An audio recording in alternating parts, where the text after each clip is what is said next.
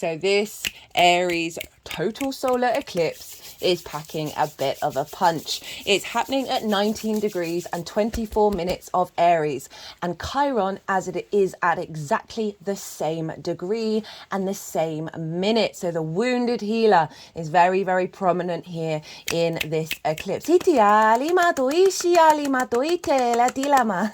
Hello and welcome. My name's Chloe. I work with card divination, astrology, and I channel energies through my body from multi-dimensional spheres. As you just heard some vocal light language come through, you can see my hands moving around. This is independent of my conscious thought, and this is working as, it's another form of physical light language. And this is all of these energies are helping us heal, attune, and bring in activation codes. So this is going to be going on throughout the reading. I'm also going to be breaking down the astrology of the exact moment of the eclipse. This will form a harmonic blueprint of how all the celestial bodies are talking to each other that will then imprint into this eclipse, into your vessel, and then unfold over the next 6 months. I'm also going to be pulling some collective tarot.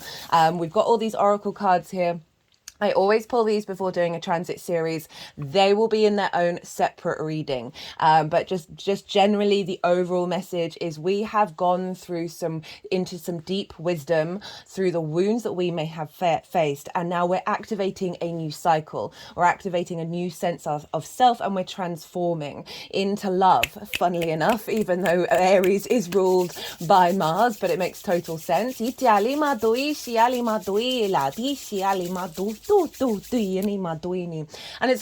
these oracle cards are acknowledging that we have gone through certain struggles and certain difficulties, and now we're activating a new cycle. Right, let's get into it. Well, so this is an Aries eclipse, and Aries is the first zodiac sign. We've already had an Aries solar eclipse before. This happened last year, and this was a hybrid eclipse, and the nodes were still in Taurus and Scorpio. We have a hybrid eclipse once every 10 years. I've really been enjoying working with that energy over the last year, because what came through in that reading was very much about we were integrating a new cycle of our soul in this current incarnation. We've got the moon in reverse, and this feels like a lot of illusions of ourself that we've been working through over the last year have been falling away, and has in fact allowed us to then reconnect to our intuition quite strongly. We've had to go inward and understand our emotional responses and understand where they come from, these triggers, these traumas, right? Remember, Chiron's involved here and has been in Aries for the past year. Anyway, last year it was like that integration of our past lives, future lives in this present one. The Aries I am, that spark of spirit, cardinal energy, yang energy. It instigates new cycles. It's linked into the spring equinox in the northern hemisphere and the autumn equinox in the southern hemisphere. We've had big equinox energy. I did a series on that. You want to go check that out. That's linked into a 3-month cycle of manifestation. We've also had that Libra eclipse, and that was bringing things into balance. And now today, later on today, Mercury's going to go retrograde in this sign, and that Mercury retrograde is very much in alignment with this eclipse cycle. So also just done a transit series on that. Pretty powerful stuff came through with that. That we are with that new moon last year, with each new moon, we've been activating new integration with each of the signs in regards to this embodiment of our soul.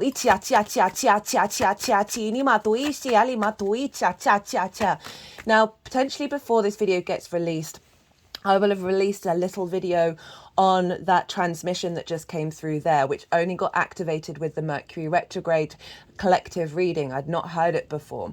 And I did a little bit of meditation already on it. I'll mention it briefly here. I'm going to do a bit more, but there was this sense of, with the Mercury retrograde, of a revisiting of our understanding of the I am. And Aries rules the head, and we're in that little meditation. I just had this vision of a figure. They were hooded. It wasn't sinister or anything, but they were just, you couldn't see their face, you couldn't see their head, and they had this staff, this very not quite massive trunk size staff. It was made of wood, but it was of a good size, that it was almost the height of the figure. And every time a sort of a programming, an old programming was popping up into my head during the meditation. This figure would then lift this staff and like just I want to say slam it onto the earth, and the vibration along that from the earth that was then reverberating up within me was just then made that that programming just disappear. So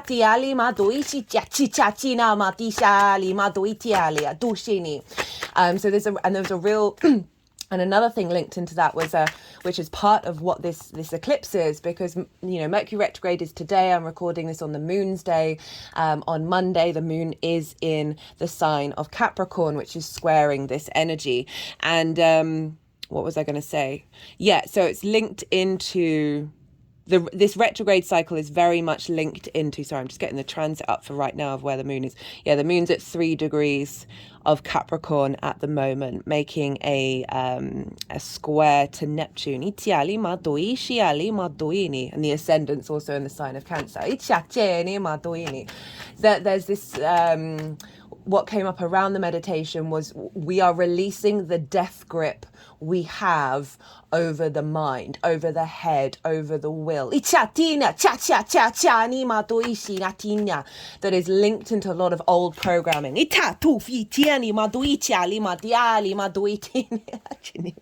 Oh, it does make me laugh. With this one, with the Mercury retrograde in the sign of Aries, and also with this second solar eclipse that we're having in this sign, because of everything that we've been working on over the last year is now being activated. And we also haven't had an Aries lunar eclipse, which was a full moon. The full moon last year in Libra season was very, very far away from the nodes. It was in the same sign, obviously, but it was so far away from the nodes that it wasn't forming an eclipse, not even just a tiny little one. So we haven't really had that full moon completion of the Aries hybrid eclipse. And now, so we're constantly in this state of new and this state of instigating, and that journey is continuing. And the full moon that we'll have in Aries in Libra season is an almost lunar eclipse. It's very, very, very, very fine eclipse that we're no one on earth is going to see. And what this feels like is that this is a continual journey that we're on, right? The soul's journey and the integration, and there will be a constant state of instigating new transformation. And the fact that no one on earth can see it really feels like that full moon that we'll have, that will be a almost lunar eclipse, will be activating galactic energy in a galactic perspective, because it's outside of the realms of the earth.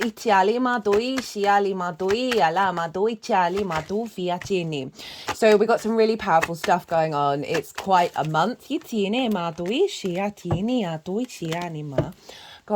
Okay, so got the Queen of Pentacles who just came out, and then I clocked the Seven of Swords at the bottom and felt called that we really want these in, because no one on earth is going to be able to see that full moon. And so this new eclipse, this new moon, this solar eclipse is bringing in that energy that is actually allowing us to think differently here on earth and bring nourishment to a new idea. I love the Seven of Swords. I know it gets a bad rep, but for me, this is all about thinking differently, away from war, right? Away from conflict, because this figure is stealing away the Five of Swords. That is all about conflict. Five of Swords for me is one of the key cards of the tarot that's linked into our current struggles right now of domination, of bully mode and victim mentality. And this figure is stealing it away and bringing in the Two of Swords, which is all about going inward and understanding your own intuition and embodying yourself rather than being distracted by external factors. And so we're ushering in a new perspective around our understanding of the I am, right? Aries is incredibly independent. It's very sort of, I love Aries energy. It feels like you have very few masks, right? And there's a truth to you. There's an authenticity and an autonomous nature. It can be very fiery, obviously. It can be quite blunt. I do find that I end up swearing in Aries transits. more than any other, perhaps other than Scorpio, fellow sign ruled by Mars. But there's this sense of just get on with it, right? Like why aren't we why are we worrying about these small things? I personally love swear words. I think they're really brilliant. And there's a lack of sensitivity, and we can really do with that in a way that doesn't bring about conflict, right? Of recalibrating our soul to not respond so dramatically to external factors, to really go back into our own personal embodiment that isn't being distorted, as I said, by those patterns, right? That have been coming up over the last year, that we're now activating a new cycle of wisdom around. As I said, ruled by Mars, right? So Mars, traditionally the god of war, but I definitely see Mars predominantly, certainly in my own experience of it, of the builder, the farmer, right? Our motivation, our drive, our action, our sense of independence. Our passions, right? And so with that martial energy, right, with Aries, it is the desire to go on the hero's journey, to leave the village and go and experience, or the fool's journey, they're both one and the same. Go and experience life for yourself and not being told how to think and how to experience, right? Aries really likes to embody its own experience. So we're setting forth into new frontiers here with this eclipse. So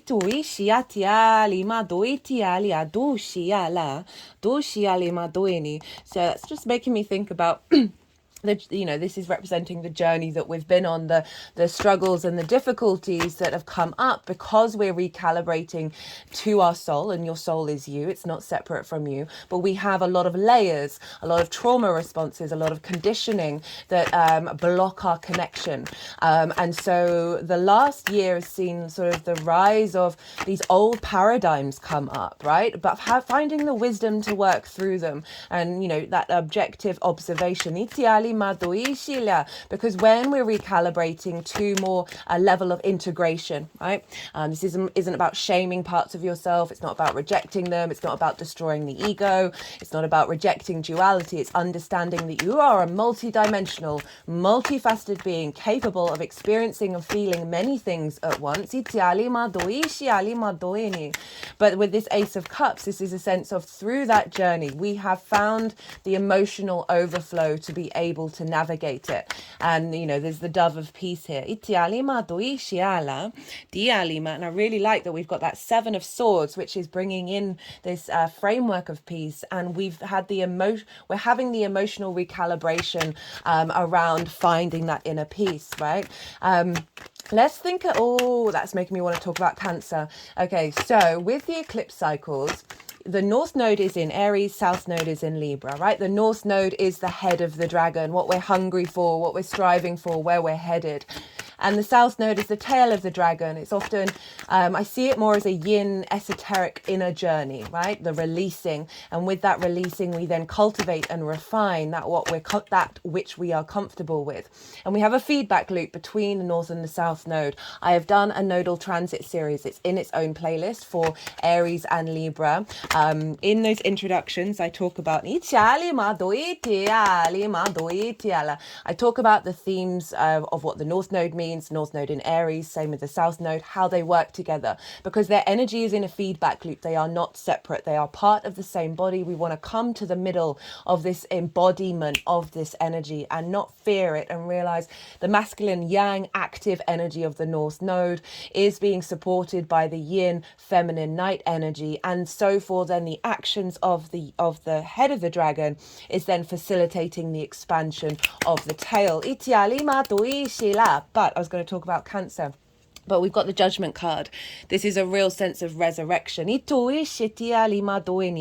of these cards are tying in with the astrology that I've not quite come to yet, right? We've got, this is Pluto's Pluto's card, and these are the dead, and they're grey in colour, representing wisdom, and they are being elevated by the frequency of the angelic kingdom. There are lots of mountains in the background saying that all of this is being elevated, right? There's a higher perspective. So these can be your wounds, right? The pain of the past, not in this, like just in this lifetime, but past lifetimes, as well as the ancestors.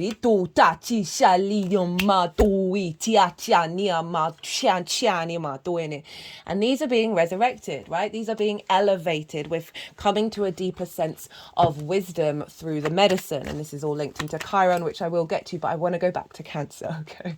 I'm trying to pack all this in because there's a lot of information. So even though the nodes are in Aries and Libra, it's the energy in Cancer and Capricorn that squares this. Squares are an aspect of Mars, bringing about transformation and manifestation. It's where we then see things come into being, right? And start to manifest. I link the equinoxes in with the squares of the doing, right?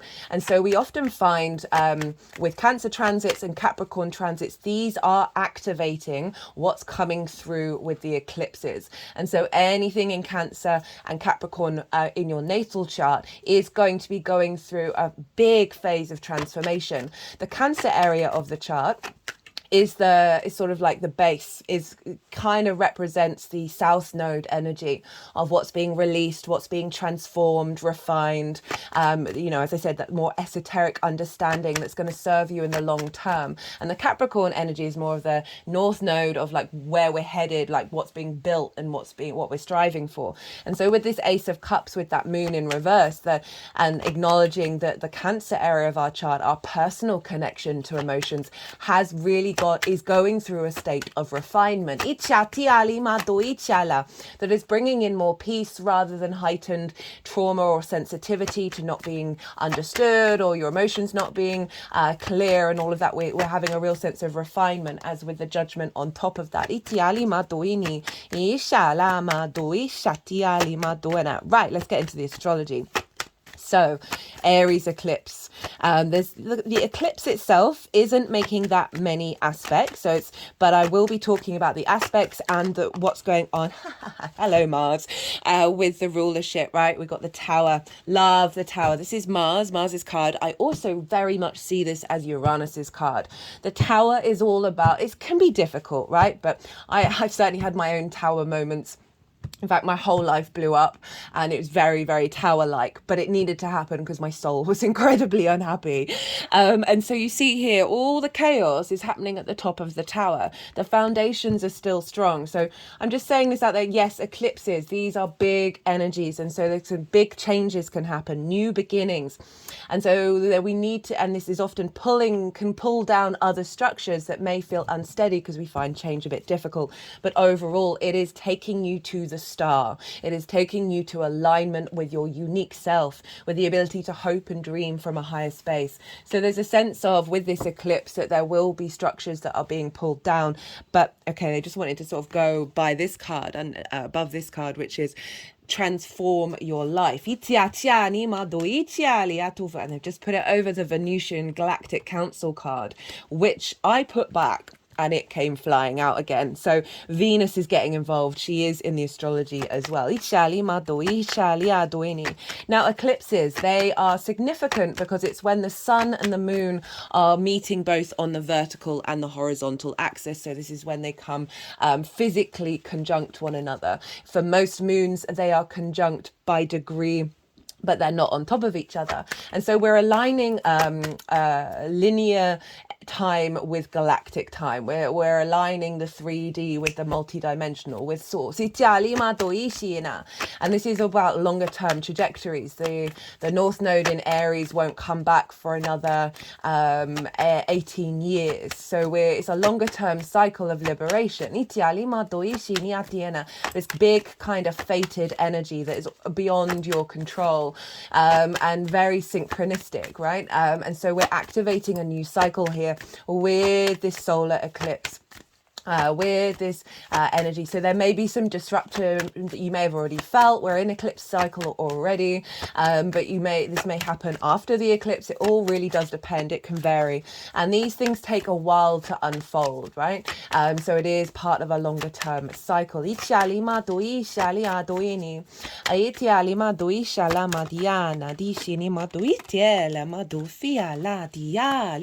Three of Swords in reverse. This is the releasing of those wounds, and let's get into them. So the sun and the moon and Chiron are all exactly at the same degree and the same minute. Chiron is the wounded healer. It is the master teacher. Chiron was born via a god, a nymph, but the god had turned themselves into a centaur, or no, it was a horse, right? It was a horse. I apologize. And so Chiron came out half horse, half god vibes, right? Nymph/god, the centaurs in the mythology were deemed to be the wildest parts of the psyche, right? They would rampage, and they were frowned upon, they were rejected. And so Chiron was abandoned by its mother and its father. It was neither here nor there. It was half centaur, half, as I said, sort of demigod/nymph. And it was rejected from its family, both the centaurs and its parents. And Chiron was adopted by the sun and the moon, Itia, by Apollo and Artemis. Itia lima tuishi. My hands have just gone over my heart chakra. I'm feeling such warmth of love, of familial love. Ishali maduini, ashiatu faci ali maduitene, atui shati ala maduine, etela, ishi ali maduiti ali maduini.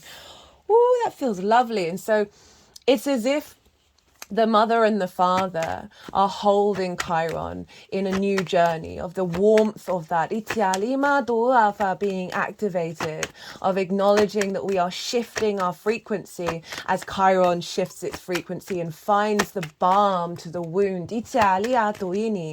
So it had the wound of abandonment. Chiron, and then it was taught many skills by Artemis and Apollo, by the sun and the moon, and it shared those skills with all the heroes and all the kings and the princes. Yes, I know, very patriarchal, but we're dealing with ancient Greece here. Let's be real.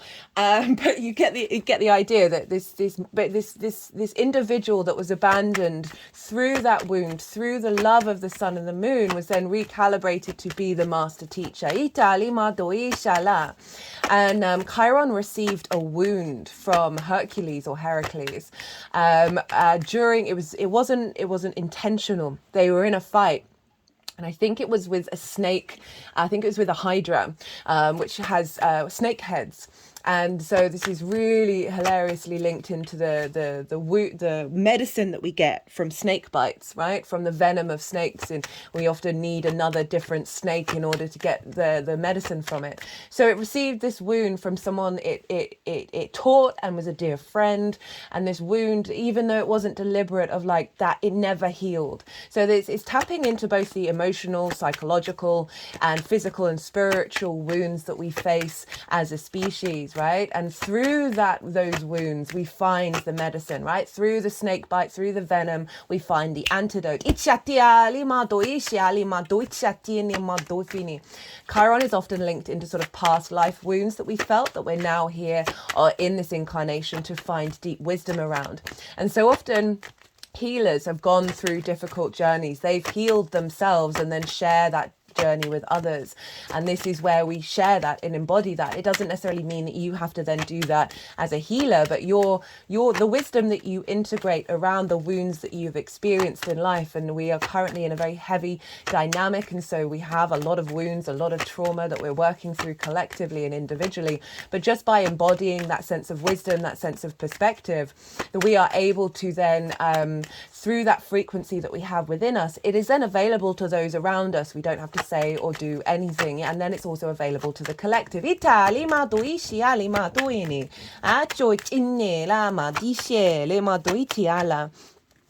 So we have this very, very powerful eclipse conjunct Chiron.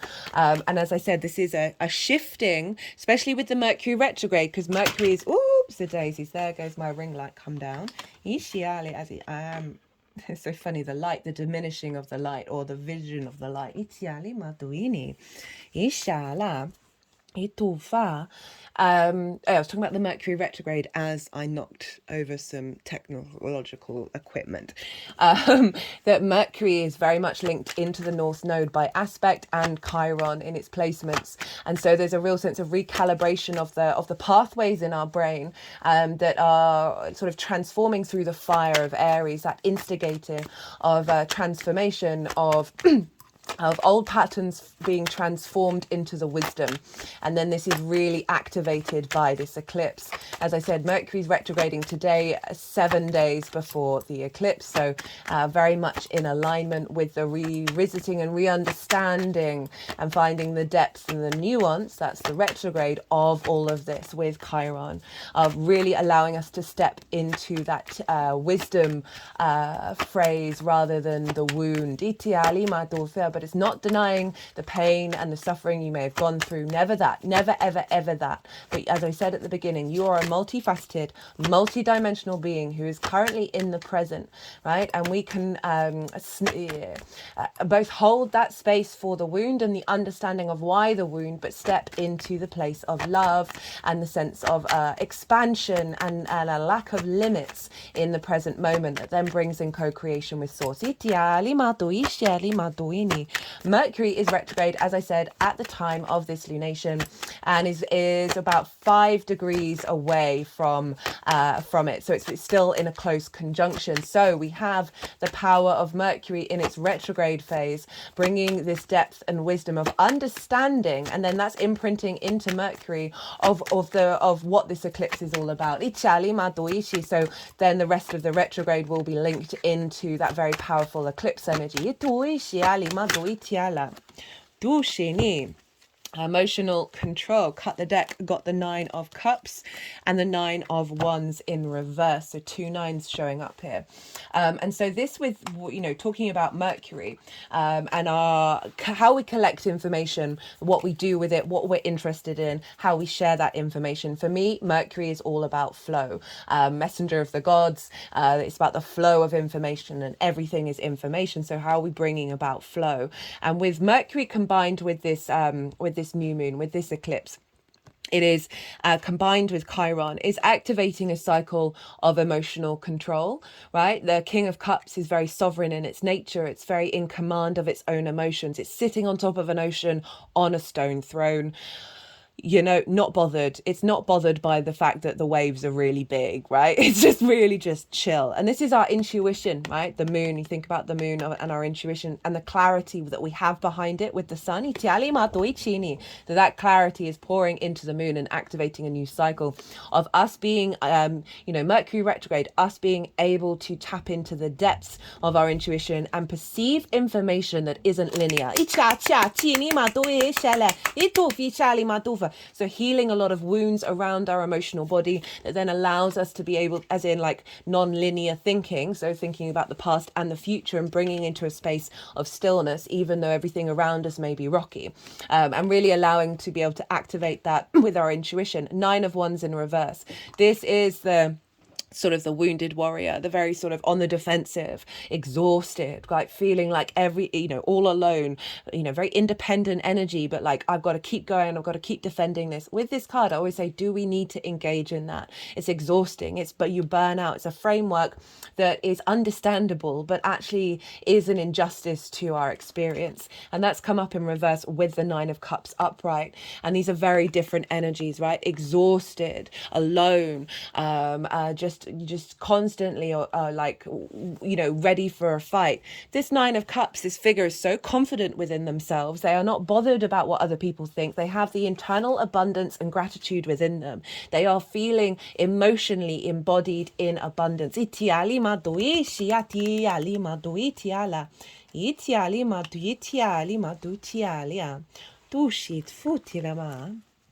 Okay, where was I?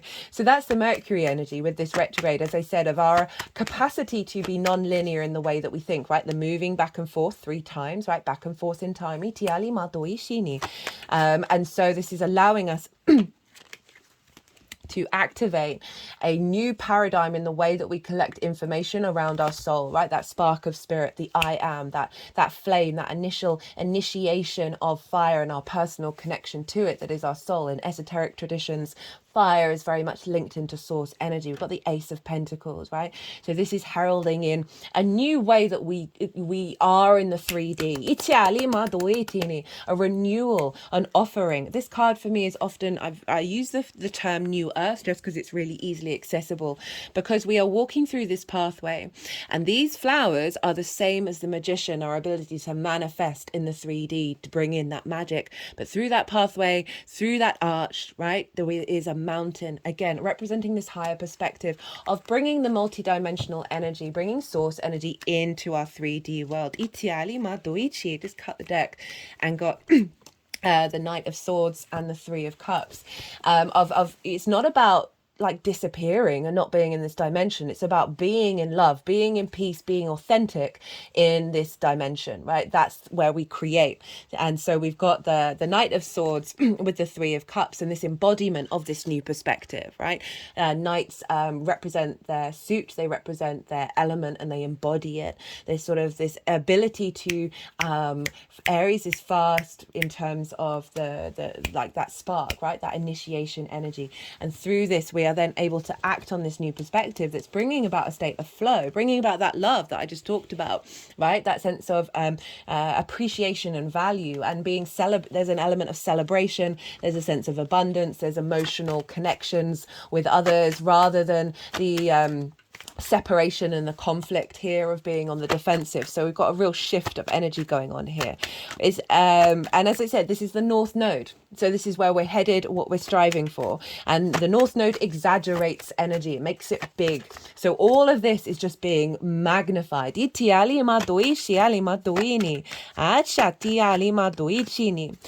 we are opposite the South Node over in Libra. And this is about finding balance of a refinement of our social interactions, our refinement of our understanding of how we connect socially. It is the social air sign. It's ruled by Venus. Hello, Jupiter. Queen of Wands. And the Empress. The empowerment. So South Node in Libra, ruled by Venus. Venus is in Aries. I was going to get to her later, but she's shown up now, so I'm going to talk about her. And so the ruler of the South Node is in Aries, which is the North Node. So what's going on with this eclipse is, even through the opposition by aspect and rulership, is impacting this South Node.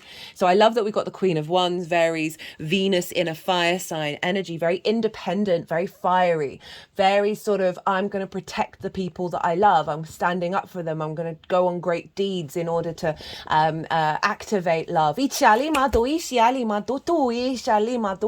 Very courageous energy, right? The Queen of Wands, and very knows where to get the light, right? Knows how the sunflower knows exactly where to move in order to get the light. So there's a real sense of nourishment of our soul. That's impacting that South Node of our refinement of the individuality of ourselves in a social group. That is moving away from conflict. And really allowing us to be at peace with different ideas and different opinions and different perspectives, and not get shaken off our throne. It's come with the Empress card. This is Venus's card. There's a sense of abundance here. There's a sense of overflow of the feminine in a yang energy. Of finding that empowerment.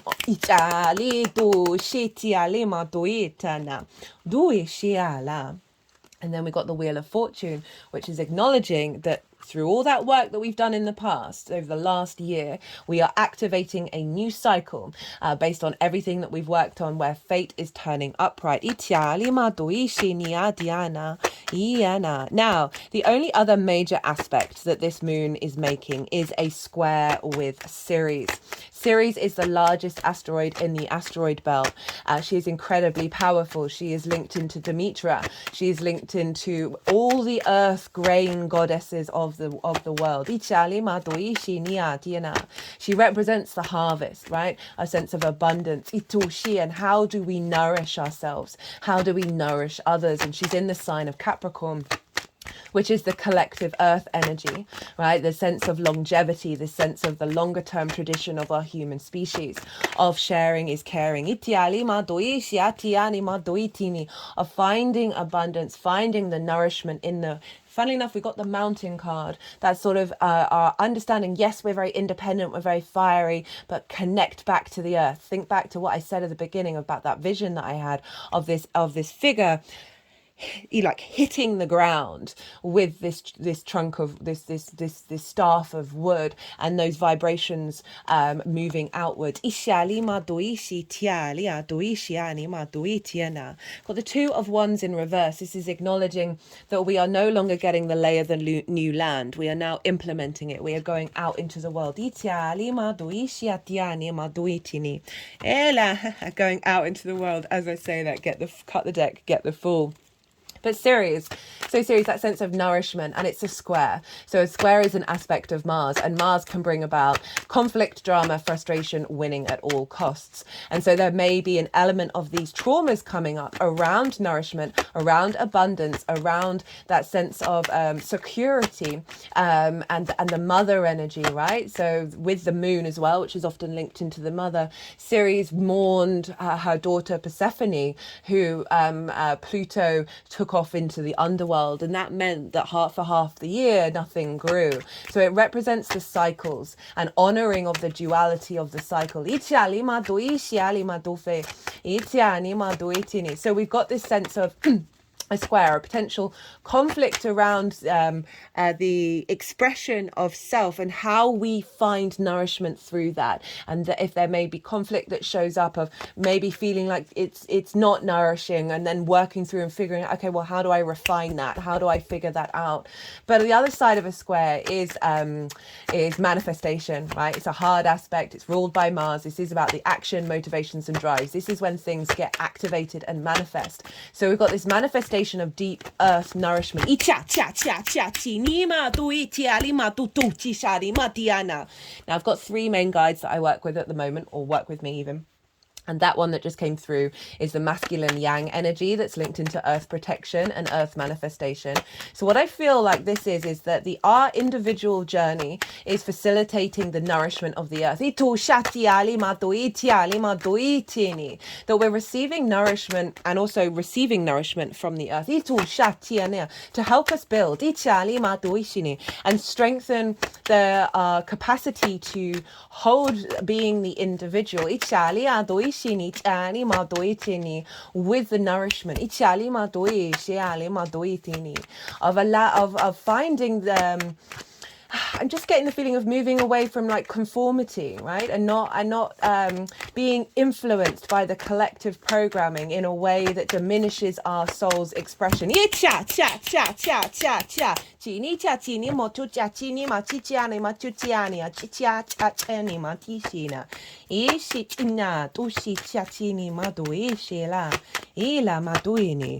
Ooh, that was quite powerful, that one.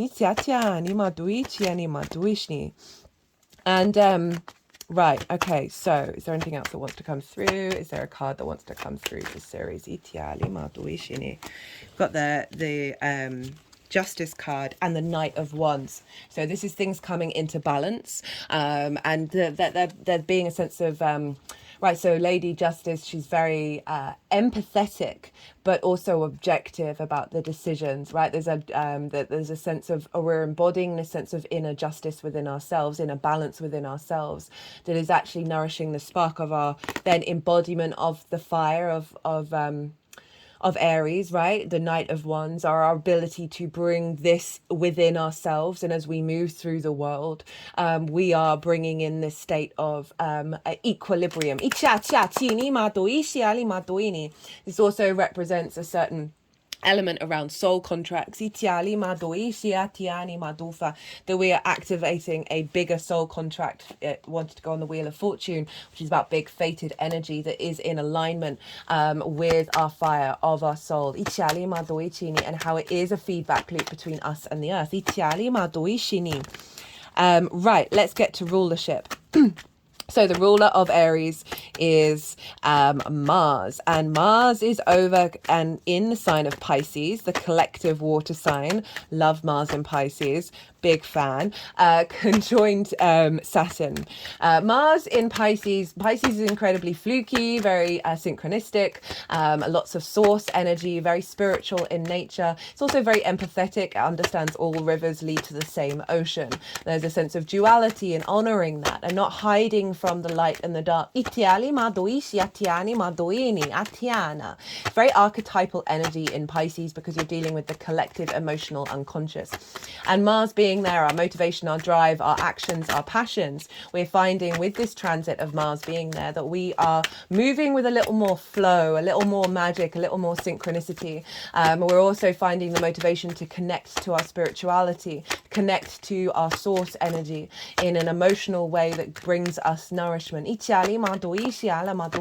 With the Saturn conjunction, it will be exact the next day or maybe the day after. Either the 9th or the 10th. I think it's both, depending on where you live. And Mars and Saturn. Saturn is about responsibility, due diligence, understanding cause and effect. And there's a sense of maturity, connecting to your own integrity in order to access your legacy. There's a real sense of discipline here with Saturn, of putting in that hard work. And the combination of these two, Mars makes conjunctions with planets once every 2 years because its cycle is roughly that length of time. And so with Saturn, they are traditionally the two malefics. I can't not say that. I interpret these in not so strongly heavily like a lot of astrologers, and these are, I feel that this is more valid on the main stage. We have a lot of the sort of unintegrated frequencies of each of the planets on the main stage. That Mars and Saturn conjoined is sort of an activation of war on water, basically, because you've got the two malefics conjoined one another, amplifying each other. However, I'm reading this as our ability to commit to our deeper understanding of cause and effect in the spiritual realm. Sort of the embodied, like Saturn's very karmic. And with Mars conjoining into our motivation, our drive, and our actions, that we're more in alignment intuitively with that water sign, with the longer term actions that we take, whether we're conscious of it directly or not, it doesn't really matter. On an unconscious level, our actions over the next 2 years are going to be in alignment with karma and not repeating the cycles, right? Remember that death grip that we've got over our head of old cycles, of old patterns. This is helping liberate that, and us finding the resilience and the maturity to act upon these things, to step into our legacy and our commitment. An activation of our motivations and our actions around the magic, right? Around the synchronicities, around the fluky, the non-linear energy of Pisces. If you want a good Pisces reference, Theo Von, the comedian, has got Pisces Sun, Pisces Mercury. And I really enjoy his podcast. I like listening to comedians' podcasts when I'm winding down. Just enjoy people talking to each other. And for me, comedians are shamans, right? And he has this roundabout way of expressing that a lot of linear thinking energy can struggle with, but actually it's always, not always, because we're human, we're not perfect, often incredibly profound. But it just sort of sends your brain going a bit like, you've got to go loop to loop and round and back, and it's got to disappear and come out again. It's very, as I said, non-linear energy. And so Mars is allowing us to move more in flow with source, rather than controlling and putting a sense of restriction. Oh, I've got to do this, I've got to do that, I've got to worry about this, and I've got to think about that. That's not what Mars in Pisces is about. It's allowing us to tap into the inherent nature of source that has a bigger, longer trajectory than we can understand. And so our actions are more in alignment with our longer term cycles. And all of this is influencing Aries. So even though this is a very fiery, very feisty eclipse here, it is an eclipse with Chiron, we've got the very soothing balm of Pisces affecting it, right? Pisces is Saturn. This is Saturn in Pisces, so that's hilarious. That this is, I love this card showing up now, that this figure So 8 of Cups. These cups are full. They represent something that appear to be good, right? Abundant. And for me, this is our trauma responses and our limiting beliefs that are imprinted in us from our birth chart, from our past lives, that get recreated in this current incarnation, and they go into our unconscious mind. I've recently started a neuroscience course for the younger years and learning about how the brain develops, right? And I know a lot of traditions say between 0 and 7, when this is the time when we are molded, right? Our brain is in theta and alpha brain waves, basically high-end meditation state or hypnosis. This is what we fall into as we fall asleep and as we wake up, right? So we're basically being programmed between the ages 0 and 7, and so those all go into our unconscious mind. Aries rules the head, Mercury there, the mind, how we think, blah blah blah, the sun, the will. That they feel comfortable because we are so familiar with them, but they actually form neglect, difficult situations, repeating old cycles, distorted love language, all of that kind of thing. And this figure has decided, right, I observe these and I am walking away from them to go and climb the mountain. It's so funny that mountain card came up, to get a higher perspective. And this is the only card in tarot to have an eclipse. So this is saying that Mars Saturn at the bottom of the deck, shut the front door on the way out. So that Mars Saturn conjunction that's influencing what's going on with this moon, with this eclipse, is allowing us the space, the movement and the observation and the dedication to move away from these old patterns, right? We're getting the wisdom at the top of the mountain with this. And I'm not feeling like this is going to be like a longish journey. I feel like we're going to have quite a lot of quick activations. With the King of Wands, right? The King of Wands, of all the kings, looks like it's about to jump off the throne and go and be doing something very active, right? It's very a fire energy is very instinctive. There's yang energy. It wants movement. So it feels like we've got the sovereignty and the will to implement and take action on this very quickly. That's influencing this moon of our new intuition, right? So the moon is at her darkest. She's most yin. She's really receptive. Our unconscious mind is really receptive. Doubly so with eclipses, probably triply.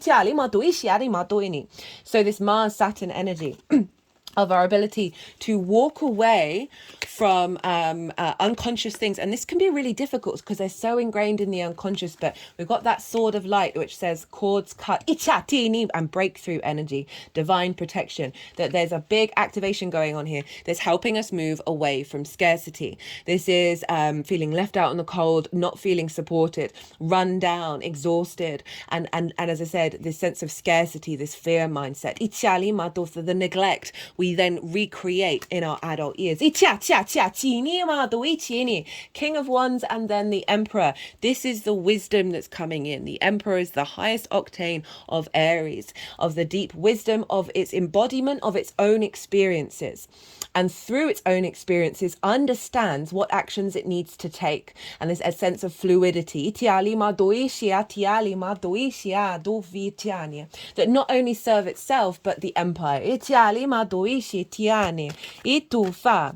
Now, Pisces is traditionally ruled by Jupiter. We've already had the Jupiter card come out, the Wheel of Fortune. So Jupiter is influencing this, influencing Mars and therefore influencing this eclipse. And Jupiter is coming up to its conjunction with Uranus. I can't wait to do this transit for us all. This happens once every 12 to 14 years.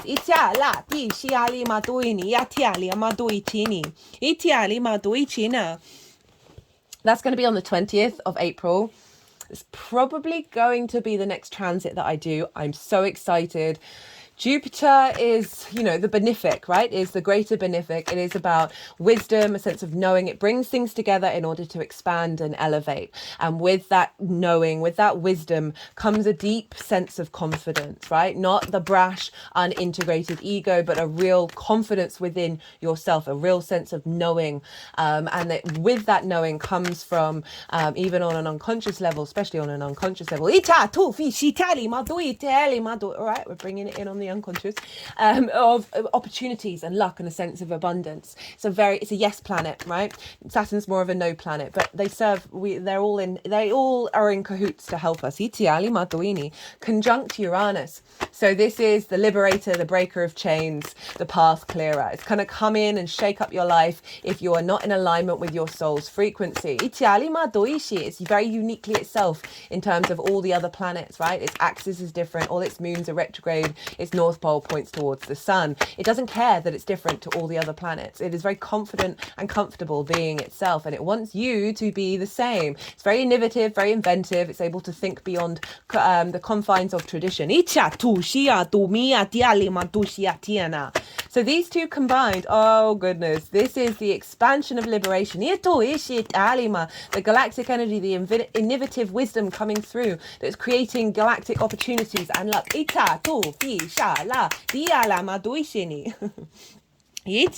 Three of Wands, 10 of Pentacles, got the Death card, the release of burdens, right? That liberation. The release of, we can have a lot to do, but it's our perspective around it, right? This figure is hunched over. They cannot even see that it's a beautiful day. And the Death card is coming, you know, fire energy, all of those burdens, not only from this lifetime, but the many lifetimes before. We've got the Death card, right? The sense of release and letting go of that energy. To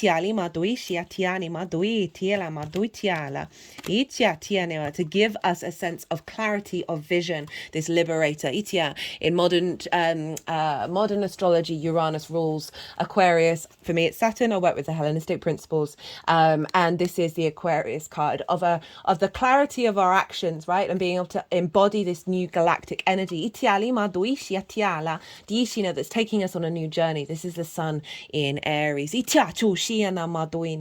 know, this is the next card after that Two of Wands. This figure is on the higher ground. They're prepared. They are confident. They are starting a new journey. It's leaving us to the 10 of Pentacles, this sense of legacy, right? This is about the mundane and the metaphysical. They represent the tangible and the unseen. And it's a city. It takes a really long time to build. This is the honoring that when we work with the unseen and the seen together, the spiritual and the physical, we bring about legacy. So Uranus and Jupiter, over in the sign of Taurus ruled by Venus, this is the embodiment of our physical senses, of feeling good in the 3D world. And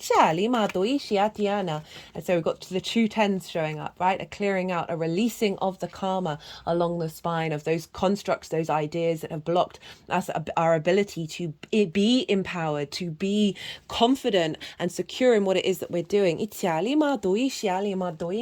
So there's a real big liberation of that sword and that wand energy that Uranus and Jupiter is helping bring in. This is the Chariot. This is moving through life without controlling it and absorbing all the experiences that we've had before and finding the wisdom and utilizing the resources, being in balance to the yin and the yang, and moving through life with victory. So brilliant energy showing up for that. Jupiter and Uranus are also trine Ceres. A trine is an aspect of Jupiter. This brings wisdom, elevation, and abundance. So this sense of the nourishment that's coming in with Ceres is feeding this confidence, feeding this liberation in a way that is serving our legacy in the earthly plane. Now Venus rules Taurus. So where's Venus? Well, we already mentioned her, and she is over in the sign of Aries. So energetically, right, by rulership, Mars is in Pisces, ruled by Jupiter. So Jupiter's influencing Mars, which is influencing this moon. Jupiter is being influenced by Venus, which is then being influenced by Mars. So we've got a feedback loop between Jupiter, Mars and Venus. Mars and Venus are the personal planets. Jupiter is more of a social planet. It's a longer term cycle. So it's really, we've got this influence between between our love, our connection, our desire, our harmony, our grace, our appreciation with our passions, our drives, our motivations, our manifestation energy, all combined with Jupiter, who's bringing this sense of wisdom and abundance. So even though this is a really fiery, independent eclipse with Mars, we're in the sign of Aries. It's being soothed by the balm of Pisces, the balm of Jupiter, and the balm of Venus. But she's in Aries, as I said, very feisty energy. We've got that Queen of Wands that showed up. And she's making aspects to 2 asteroids. She's making a square to Vesta. I love Vesta. Vesta is all about devotion and purity of the truth. As close as we can get to that. And Vesta and Venus squared, again, that manifestation energy, is activating a new cycle around the empowerment of self, right? The Venusian energy, with emotional control. Or that dedication and devotion to our emotions, that King of Cups, highlighting intuition that's in alignment with bringing in love, that's radically in alignment with, with your sense of sovereignty, your sense of autonomy. A healthy relationship is that of 2 individuals that are growing together, but they are separate from one another. And any impingement on one side or the other, obviously compromise is very important as well, don't get me wrong, but the sense of trying to change someone, if someone wants to change, they'll do it by themselves. You can't force them into it. There's a real sense of honoring each other's journey, and also honoring the love that you have for yourself, of any distortions around your intuition, right? Cancer, personal connection to water, is being released. A new contract is coming in of devotion and dedication to the soul of your intuition. Now, Venus is also opposite Black Moon Lilith. I love Lilith energy. She represents a sense of respect, honor, and wanting that from the other, right? Of not liking hypocrisy or hierarchical structures that don't make any sense. Go look in the mythology of Lilith and you'll understand what I mean. There's a sense of I will stand by your side if you respect and honor me, and I will obviously respect and honor you, unless there's something that's coming up that's like, this doesn't make any sense, let's have a conversation about it. That conversation is then a wall put up, then you're like, all right then, I'm off. And with this opposition, this is about the balance between Venus and Lilith, of really honoring Lilith is in Libra, right? Their sense of this just justice, right, that's coming in, that's ensuring that the way that you connect to love, internally and externally, is coming from a very liberated sense of balance. Love that the 3 of Pentacles has come up with that, and the world. Because the 3 of Pentacles is about mastery. This figure has been doing what they like to do, and they're focused on that, and they've come to a space of mastery with it. And because of that, and they'll just do what they do, and they like what they do, they're not bothered by other people's opinions. They then draw towards them energies that have different things to offer, that are of a similar frequency, and then they build something beautiful and long lasting together. But it's a sense of independence of self in the way that you move through the world, that is in alignment with the love of what brings your soul joy, that's then bringing others towards you. Very much that sense of collaboration rather than those hierarchical structures that don't make any sense with Lilith, with the other Libra social energy, but it's based on a fundamental of you being in your own spirit. We've got Saturn, the world card,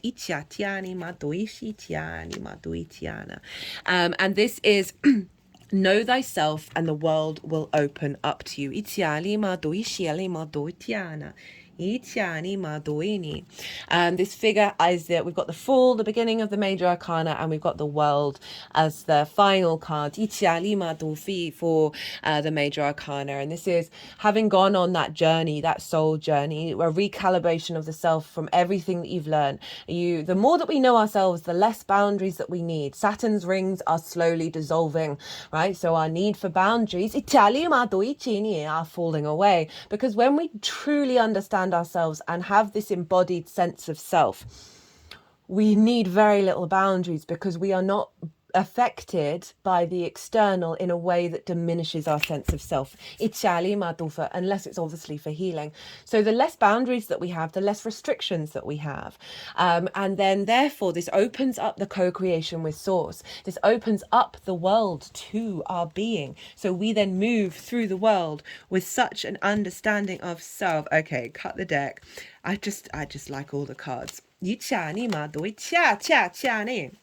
I nearly mentioned, right, final cards, that for me, Lilith is the Two of Cups, which may seem quite controversial, but these two figures are eye to eye. They respect and honor one another. They are equal. Itiala. But what do we get? We got the High Priestess. We then got the King of Pentacles, the Nine of Pentacles. I completely sidestepped the fact that the sun showed up. I just laughed at it and moved on. Anyway, and then the Two of Cups. So this is the High Priestess. She is not in a fear state. She knows fundamentally she's drawing towards her that which serves her embodiment in this incarnation. Very highly intuitive. It is the moon. So we've got the moon's card and the sun's card. And Mars's card as well. Actually, we've got most of the deck. Look how little's left. But there's this real sense of this knowing of self, this unfolding. We're more connected to the core of our intuition, and therefore through our instincts that we then take action through, are more in alignment with that deeper knowing. Basically, I see the High Priestess as our higher self incarnate. So we're more in alignment with that. There's bringing in. We've got 3 kings. Who don't we have? We've got all the kings. We've got all the kings. A real sense of understanding our own yang energy, right? Kings are yang. They take their sovereign decisions based on the wisdom of the yin queen energy, but they are very sovereign in nature. They take that action based on their element. This is abundance, right? This is a sense of feeling good in the 3D world and being confident about building based on this empowerment, right? And moving away from that fear, right? Fear, the full moon in Aries that I did last year, I really talked about fear a lot. If you want to, I would recommend that to anyone actually, that fear is an illusion. Fear is an illusion, and it's a tool to help us highlight what is an illusion. And this really feels like an integration in our unconscious space that is moving away from the fear mindset. We got it with the 9 of Pentacles and the 2 of Cups. The 9 of Pentacles, very independent energy, knows what steps to take in order to bring about that sense of abundance. You see here, they both have grapes on the cards, representing the full ripeness of a harvest. And then the 2 of Cups. And this is kind of summing up the South Node, North Node axis in Aries and Libra. And as I said at the beginning, I've done a transit series on that where I broke down the themes, overall themes for every sign for the whole 18-month cycle, of being able to be yourself with the other, right? Of respecting each other's journey, each other's path, and bringing a sense of, on a personal level, a sense of union within yourself. You've got the masculine, feminine, and spirit, and the caduceus, which is actually linked into Mercury, and also the Kundalini energy. It is the symbol for healing. It's the symbol for doctors. So Chiron, the master healer, is bringing in wounds that is finding the wisdom in the wounds. It's healing patterns that have blocked integration. This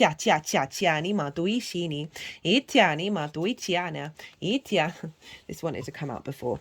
The Page of Pentacles, that is then bringing in love, right? So I said at the beginning that actually this comes back to love, and then we find a new way of embodying that, right? Pages are very excitable of the new. They've just got into the court, right? They want to explore and share and be, and so this is about moving around in the 3D and seeing the opportunities rather than the limitations. Right. How long are we? Oh, not too bad. I'm going to leave it at that. Oh, that was so much fun to do. I hope you enjoyed this reading. If you did, it'd be an honor if you hit that like button.